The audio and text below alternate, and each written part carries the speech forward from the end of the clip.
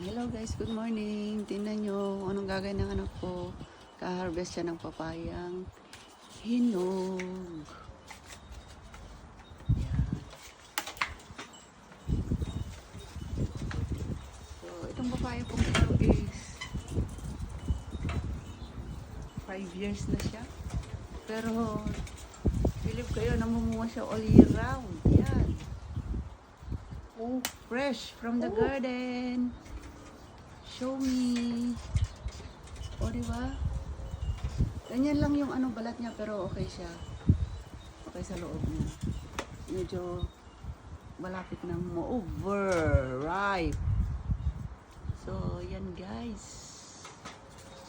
Ang aking mga papaya. Ito rin yung isang tanim ko dito guys. Yung aking banana. Lapit-lapit na siya.